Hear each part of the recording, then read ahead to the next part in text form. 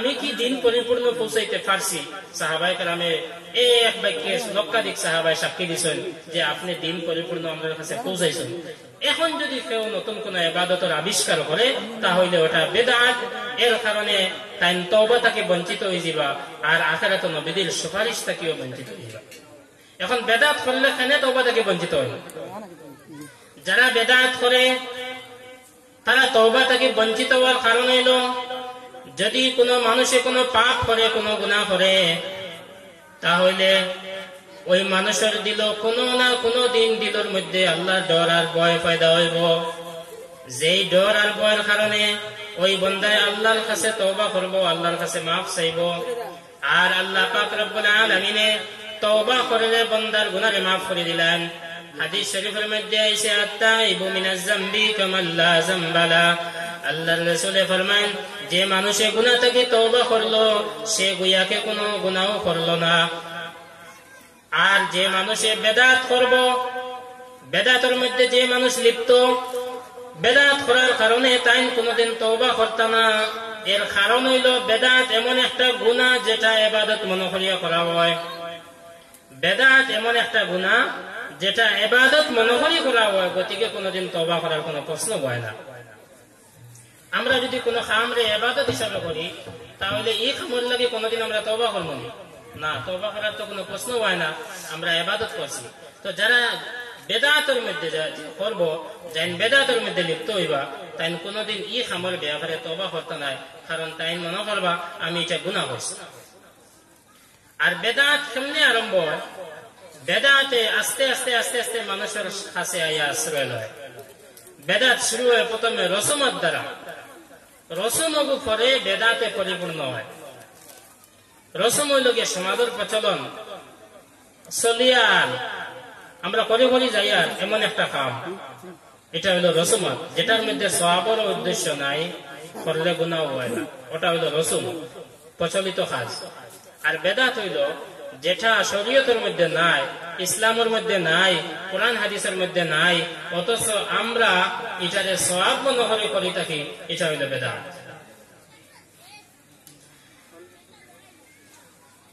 তো বেদাত, যে বেদাত করলে মানুষের তওবা থেকে বঞ্চিত হয়ে যাব, তওবা থেকে মাহরুম হয়ে যাব, আল্লাহর রাসূল সাল্লাল্লাহু আলাইহি ওয়াসাল্লামে হাদিস শরীফের মধ্যে সাহাবায়ে কেরামরে খুব বেশি বেদাত সম্পর্কে সতর্ক করিয়া গেছেন। এই বেদাত যেটার কারণে মানুষ সুন্নাত থেকে বঞ্চিত হইব, যেটার কারণে মানুষ তওবা থেকে বঞ্চিত হয়ে যাব, এটা বহুত মারাত্মক এক গুনাহ। হাদিস শরীফের মধ্যে আর যে জিনিস এই শরীয়তের মধ্যে নাই, ইসলামের মধ্যে নাই, এটা মানুষে আবিষ্কার করলো, এটারে আদায় করলো ইবাদত হিসাবে, তাহলে তার এই খাসটারে গ্রহণযোগ্য করা হইতো না, এই খাসরে গ্রহণযোগ্য করা হইতো না। আমরা সমাজে অনেক বেদাত আছে, যেমন সামনে শাবান মাস, সামনে কোন মাস? আর শাবান মাস, আর আরবি মাস হিসাবে এখন রজব মাস চলে, সামনে শাবান মাস আইব। শাবান মাসের মধ্যে আমরা মাঝে কিছু বেদাতে দেখা দেয়, যেমন আমরা অনেকে এই মাসে রুটি বাতির সান মনে করি, আর এই মাসে খিচুড়ি বা ক্ষীর বানাইয়া রুটি দিয়ে শূন্য করা হয়।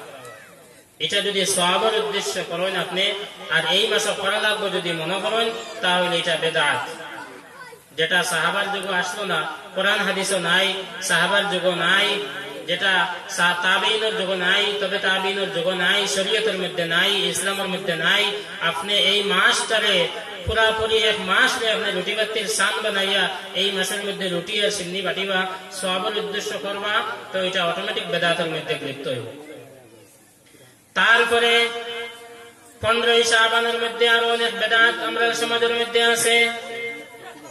আজকে আপনার আমার মসজিদের মধ্যে, আপনার আমার মহল্লার মধ্যে 15 শাবানে যদি তোষা অথবা খিচুড়ি অথবা ক্ষীর যদি কিছু না বানানি হয়, তাহলে মায়ের হওয়ার সম্ভাবনা আছে।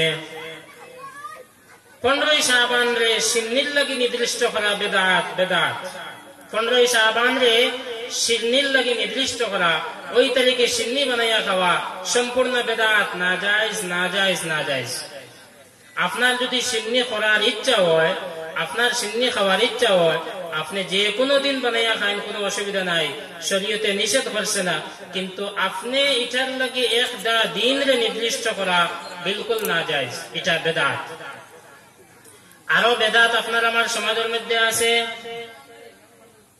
আমরা কি করি, ঈদের নামাজ পড়িয়া দেখবা সব মানুষ বারোইছেন, বারোইয়া সালাম মুসাফা মুআনাকা, সালাম মুসাফা মুআনাকা, সালাম দিলাম, মুসাফা করলাম, মুআনাকা করলাম।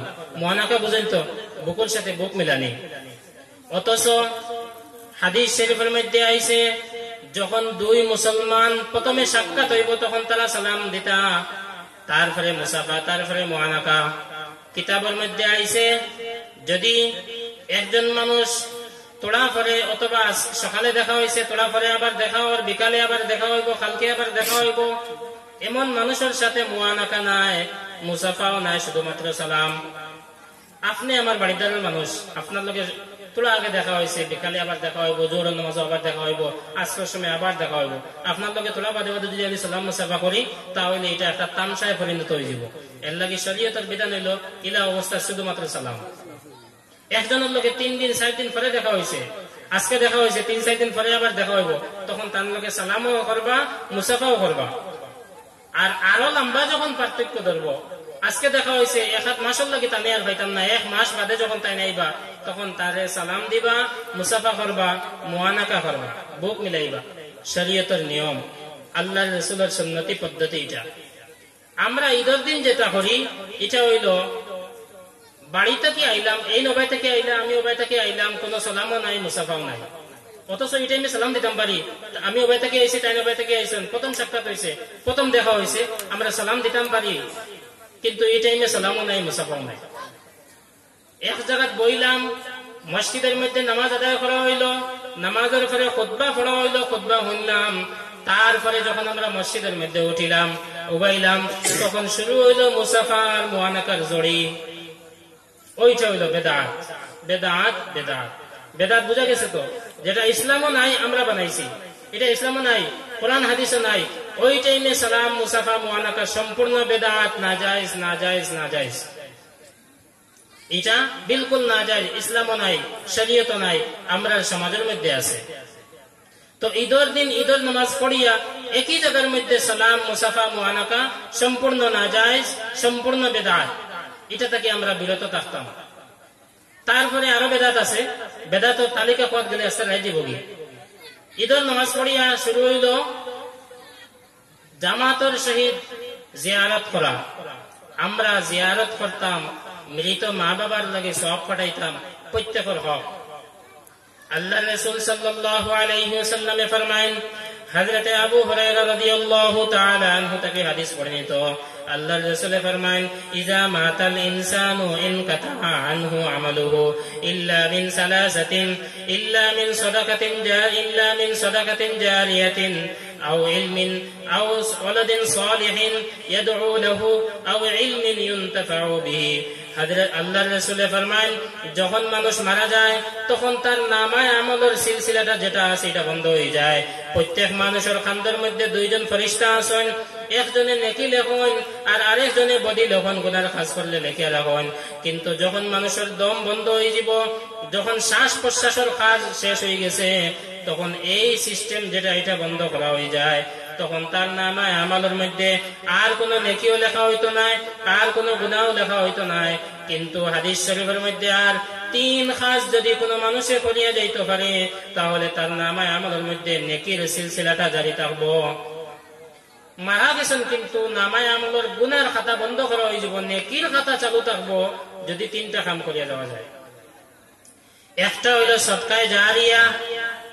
সদকায়ে জারিয়ার মতলব হইল এমন জায়গার মধ্যে পয়সা খরচ করছেন যেটা দীর্ঘমেয়াদী, অনেক দিন থাকবো। আপনি মসজিদের মধ্যে টাকা লাগাইয়া গেছেন, এটা দীর্ঘমেয়াদী, আপনি যাইবা কি মসজিদ কিন্তু আছে, রাস্তার মধ্যে পয়সা খরচেছেন, কালভার্ট বানাইয়া দিছেন, বা এমন কোন কাজ করছেন, বালা কাজ করছেন যেটা দীর্ঘমেয়াদী, এর সওয়াব আপনি পাইয়া পাইবা। 2 নম্বরে হইল ওয়ালাদিন সালিহিন ইয়াদউ লাহু, এমন নেক সন্তান যদি কেউ রাখিয়া যায় আর নেক সন্তানে যদি তার লাগি দোয়া করে, তাহলে তাই মারা যাওয়ার পরেও তার নেকির মধ্যে নেকি বাড়তে থাকবো। নেক সন্তান। তো নেক সন্তানের দায়িত্ব কর্তব্য হইল গিয়ে মিলিত মা বাবার লাগে দোয়া করা, আপনার আমার প্রত্যেকের হক দায়িত্ব। কিন্তু এটার সিস্টেম আছে।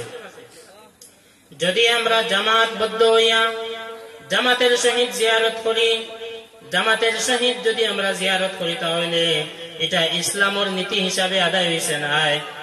ইসলামের মধ্যে জামাতের সহিত একমাত্র নামাজ আদায় করার অনুমতি, একমাত্র নামাজ আদায় করার লাগিয়া জামাতের ব্যবস্থা করা হয়েছে। এছাড়া অন্য কোন ইবাদতের মধ্যে আপনি জামাত করতে পারতেন নাই। ইমাম সাহেব চলো জিয়ারত করিলাই কইয়া ইমাম সাহেব আগে রওনা দিয়া বাকিয়ালা সব করে মহল্লা গিয়া ইমাম সাহেব দলবদ্ধ হইয়া জিয়ারত করলাম, আমরাও সবে করলাম। দেখতে বহুত সুন্দর, কিন্তু এটা গুনার কাজ, বুঝতেও বহুত কঠিন। কারণ কিতা? বেদাত মানুষে বুঝে না। কারণ বেদাতের রূপ হইল এবাদতের রূপ, আর বাস্তব হইল গুনাহ। বেদাতের রূপ এবাদত, আর বাস্তব হইল গুনাহ।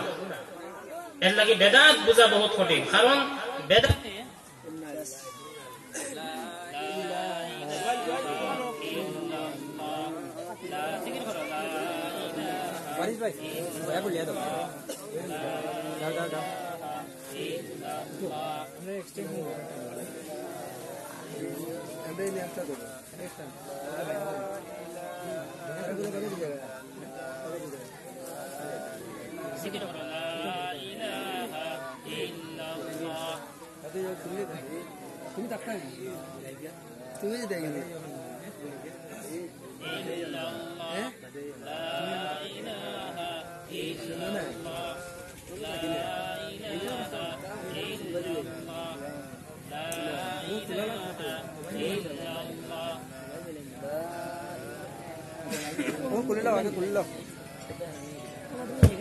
illallah la ilaha illallah la ilaha illallah la ilaha illallah la ilaha illallah la ilaha illallah muhammadur rasulullah sallallahu alayhi wa sallam।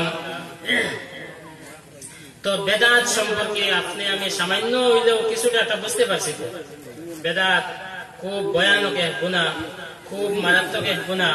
বেদাত থেকে আপনি আমি বাঁচতে লাগবো। এইরকম আরো অনেক কাজ সমাজের মধ্যে চলিত আছে যেটা বেদাত। তারপরে আপনার আমার সমাজের মধ্যে আরো অনেক কাজ আছে যেগুলা ইসলামের মধ্যে নাই, শরীয়তের মধ্যে নাই। আর শরীয়তের মধ্যে অনেকগুলা কথা আছে, অনেকগুলা কাজ আছে যেটা আপনার আমার মধ্যে নাই। দুটা আলাদা আলাদা হয়ে গেছে।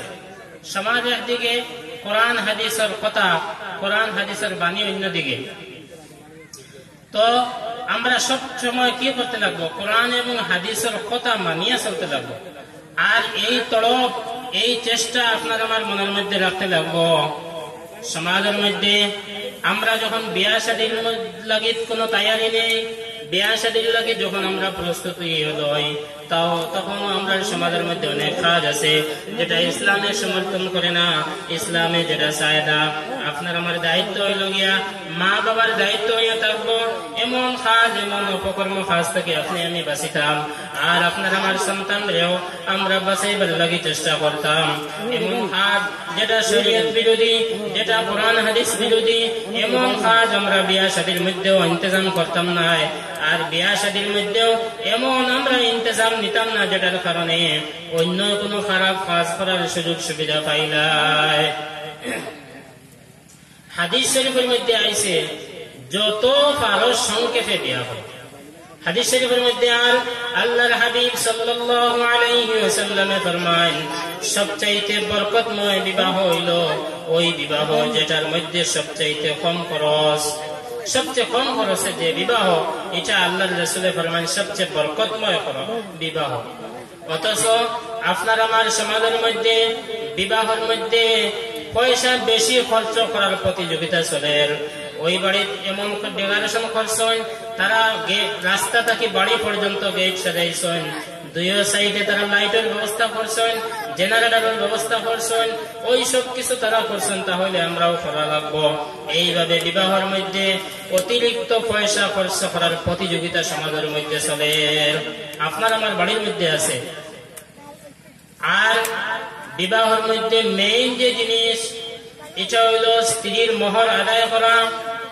আপনার আমার সমাজ হইল গিয়া সবকিছু করো, খাওয়ার ইন্তজাম করো, পয়সা আছে, গাড়ি কিনো, কুটুমকে সবর দাওয়াতের ইন্তজাম করো, প্যান্ডেলের ব্যবস্থা করো, তারপরে গাড়ি রিজার্ভ করিয়া দামান লইয়া যাও, সবকিছুর ইন্তজাম সব ঠিকঠাক আছে। কিন্তু মোহর দেওয়ার বেলায় আপনি আমি বহুত পিছে। আপনার আমার সমাজ মোহর এক জিনিস, এক বিষয়, বিবাহের সবচাইতে গুরুত্বপূর্ণ মূল পয়েন্ট, এটার মধ্যে আমরা পিছে। মোহর আদায় করার বেলায় আমরা ও যে অলঙ্কারও যে 30-35 হাজার হামায়, ইগুন ছাড়া আর আগ বাড়া আমরা সামর্থ্য হয় না। একজন যুবক অথবা বৃদ্ধ বিবাহ করার 35-30 বছর 40 বছর হয়ে যান, তাহলে যদি জিজ্ঞাসা করা হয়, ও মুরব্বী সাহেব, আপনি বিবাহ করছলা অলঙ্কার দিয়া, আর বাকি মোহর গুলা বাকি রাখে বিবাহ করছলা, ওই মোহর গুলা আপনি 500-1000 করিয়া দিয়া আদায় করছনি? যদি জিজ্ঞানি হয়, আর ইলা যদি এক প্যান্ডেল বলা মানুষটা হয়, তাহলে 2 জন বারণে পটে নেব। এটার লাগি আপনার আমার কাছে মোহরের গুরুত্ব নাই। মোহর এটা স্ত্রীর নিজের চাহিদা হক না, এটা আল্লাহ আল্লাহর রাসূল থেকে নির্ধারিত করা একটা হক। আল্লাহ আল্লাহর রাসূলের আদেশ হইল আমরা মোহর আদায় করতাম, অথচ আমরা সবকিছু করি, সবকিছু ওর মধ্যে পয়সা খরচ করি, কিন্তু লাস্ট মুহূর্তে মোহরের মধ্যে গিয়া দেখা গেল মোহর অত কম ধরা হয়েছে, আর যা ধরা হয়েছে এগুনটাও মোহরের লাগিয়ে অলঙ্কার হিসাবে যা দেওয়া হয়েছিল, এছাড়া আর মোহর আদায় করার কোনো খেয়াল নাই। তো খেয়াল রাখবা, মোহর আল্লাহ আল্লাহর রাসূলের পক্ষ থেকে নির্ধারিত করা একটা বিবির হক, এটা তাই নির্ধারিত করা নাই, আল্লাহ আল্লাহর রাসূলে নির্ধারিত করা বিবির হক। যে বেটি তার মোহর পাইতো, এটা কেমন দিতা, এটা আপনারা সহযোগিতা সহযোগিতা করিয়া একটা নির্ধারিত করিয়া এটা পৌঁছানি হইতো, এটা তাদের হক। কিতাবের মধ্যে লেখা হয়েছে, যদি কোনো স্বামী বিবির মোহর আদায় না করিয়া মারা যায়, তাহলে তার ত্যায্য সম্পত্তি তাকে সবচাইতে পয়লা যে জিনিস বাইর করা হইব, এটা হইল তার স্ত্রীর মোহর। স্বামী মারা গেছেন, মোহর দিতে পারছেন না, তাই রাখিয়া যাওয়া সম্পত্তির মধ্যে তাকে সবচাইতে পয়লা বেটির মোহর বার করে দেওয়া লাগবে, দিয়া বাকিয়ালার যে যত ফাইন পাঠিয়ে দেওয়া হইত। আর একজন স্ত্রী স্বামীর মোহর গ্রহণ করার আগে মারা গেছেন, তখন আবার স্বামী তার স্ত্রীর হকের মধ্যে মোহর গুলা সামিল করিয়া স্ত্রীর মোহর তাকে তার ত্যায্য সম্পত্তি যারা পায়, যারা অংশ আছে, এরা এগুন বাটিয়া দেওয়া লাগবো। বহর সুরত এগুন স্বামী দিতা, যদি স্বামী মারা যান তার সম্পত্তি তাকে পয়লা মোহর বেটিলে দেওয়া লাগবো। যদি বেটি মারা যান মোহর দিবার আগে, তো বেটির নামে মোহর আলোক বার করিয়া, বেটি মারা গেছেন, বেটির আত্মীয় স্বজন যারা তার কাছে হক পায়, এরার কাছে এগুন পৌঁছাইয়া দেওয়া লাগবো। অথচ আপনার আমার সমাজের মধ্যে যদি স্বামী মারা যান বিবির আগে, তাহলে স্বামীর লাশ স্বামীর দাফন বাড়ি থেকে নেওয়ার সময় বিবিরে বাইর করিয়া কইব, তোমার কোন দাবি দেবা যদি থাকে, তাহলে আল্লাহ ওয়াস্তে তুমি স্বামীর লাগে এগুনটা মাফ করে দিলাও। বিবি এখন মজবুর, আস্থা বাড়ি করা মানুষ, তাহলে স্বামীর লাশ সামনে রাখে কোয়া হইলে তোমার কোন দাবি দেবা থাকলে ওখানটা ছাড়ি দেও। আপনারা পঞ্চায়েত কোন বেটি বারোই বনির দাবি ছাড়িতাম না কইবার লাগে, বারোই বনি দেও, কেউ তো বারোইতো না। তাহলে কি বোঝা গেল, তাই রাজি থাকুক আর না থাকুক, এই টাইমে তাই কইতরা বলে, আচ্ছা আমি ছাড়িলাম দাবি। তাহলে ইনো তানোর দিল কি সন্তুষ্টি আছে, এই কথা আপনি কেমনে বুঝবা? তাই তানোর ইচ্ছায় তাই দিল থেকে রাজি খুশি হইয়া মোহরের দাবি ছাড়িছেন, এই কথা আপনি কেমনে বুঝলাম? ইনো তো তাই মজবুর হইতে পারেন, বাধ্য হইয়া তাই কিমান দাবি ছাড়িতাম। এর লাগি এই বিষয়ের প্রতি আমরা গুরুত্ব দিতাম। বিবাহের মধ্যে বাকি খায় খরচ কমাইলেন, বাকি ইন্তজাম কমাইলেন, মোহরের টাকা কেশ রাখুন, মোহরের দিকে টাকা বেশি রাখিয়া মোহরের টাকা আগে আদায় করুন, করিয়া বাকি যদি পারেন তাহলে বাকি ইন্তজাম করেন, কোনো অসুবিধা নাই, শরীয়ত সম্মত হইতে লাগবো। আবার বিবাহের মধ্যে আমরা এমন যেন ব্যবস্থা না করি যেন যুবক যুবতীর আবাদে মেলামেশা এমন কোন ব্যবস্থা যদি করা হয় তাহলে ওই বাড়ির মুরব্বী এই গুণের মধ্যে সামিল হইবা। এমন ব্যবস্থা করছেন বিবাহের মধ্যে, চতুর্দিকে প্যান্ডেল, স্টেজ, তারপরে পর্দা, লাইটিং, নানান ঝামেলা করে প্রচুর মানুষ জমা হয়েছেন। আর বিবাহের মধ্যে, বিবাহ বাড়ির মধ্যে সবচেয়ে বেশি যুবক যুবতী সকল জমা হন কিতার লাগে? তারা এক চাহিদা আছে, এই চাহিদা পূরণ করার জায়গা যদি আপনার বাড়ি হয়, আপনার বিবাহ প্যান্ডেলের মাধ্যম হয়, তাহলে আপনি এই গুনার মধ্যে সামিল হইবা। আল্লাহর রাসূল সাল্লাল্লাহু আলাইহি ওয়াসাল্লাম ফরমায়, إذا عملت الخطيئة في الأرض من شهدها فكرهها كان كمن غاب عنها ومن غاب فرضيها كان كمن شهدها। আল্লাহর হাবিবে ফরমান, জমিনের মধ্যে যদি কোনো গুনার কাজ হয় আর ওই গুনার কাজ যেন হয়েছে এই জায়গার মধ্যে এই ব্যক্তি নাই, কিন্তু তাই এই গুনার কাজের প্রতি রাজি খুশি, তখন ধরা হইব তাই এই গুনার কাজের মধ্যে লিপ্ত। আর গুনার কাজটা দারো হয়েছে কিন্তু তাই এটার প্রতি রাজি নাই, খুশি নাই, দারো থাকা সত্ত্বেও ধরা হইব তাই নিকানোর মধ্যে আসলা নাই। তো এই হাদিসের ভিত্তিতে এই কথা ধরা যায় যে আপনি বাড়ির মধ্যে এত ইন্তজাম করছেন, এত ব্যবস্থা করছেন, যার কারণে অনেক মানুষ জমা হয়েছেন, ভিড় হয়েছে, ভিড় হওয়ার কারণে যদি ওই বাড়ির মধ্যে কোনো অপকর্ম হইয়া থাকে, খারাপ কাজ হইয়া থাকে, যুবক যুবতী যদি কোনো খারাপ কাজের মধ্যে লিপ্ত হইয়া থাকেন, তাহলে আপনি ব্যবস্থা করার কারণে আপনি ওগুলোর মধ্যে সামিল হইবা। আমরা সতর্ক থাকা দরকার। তারপরে সমাজের মধ্যে আরো জিনিস আছে, এটা হইল দামান বর পক্ষ যাওয়ার পরে, তারার মেহমানদারি করার পরে, বিবাহ পড়ানির পরে, বিবাহের ইন্তজাম শেষ হওয়ার পরে, গরুর মানুষের খাওয়া দাওয়া শেষ হওয়ার পরে কইবা কিছু কাম বাকি রয়েছে। কাম কিটা? দামান গরু যেটা হইল সালামির তোলা মাত আছে। তো সালামির যে ব্যবস্থা আপনার আমার সমাজের মধ্যে চলে, এটা বিলকুল অপছন্দনীয় কাজ, এটা বিলকুল নাজায়েজ। কারণ গরু আলা মুহাম্মদ সাল্লাল্লাহু আলাইহি ওয়াসাল্লাম। তো আমি কথা ইসলাম আপনার আমার সমাজের মধ্যে দামান বেটারে সালামির যে রসুম আছে এটাও বিলকুল না জায়েজ, বিলকুল না জায়েজ।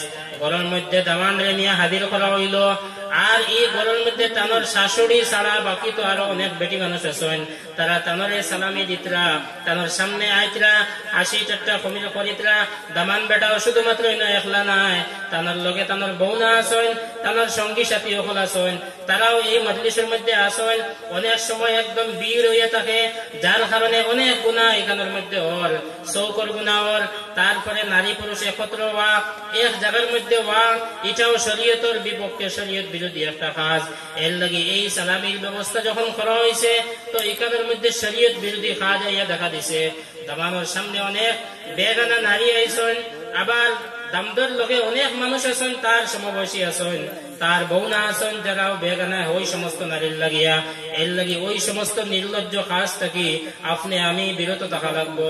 আর আপনার আমার ছেলেরে বিবাহ দেওয়ার টাইমেও এই সমস্ত নির্লজ্জ কাজ থাকি আপনি বিরত রাখা আপনার দায়িত্ব। এমন কাজ করা যাইব না। সালামির যে রসুমি আছে সমাজও, এটা বিলকুল বন্ধ করতে লাগবো।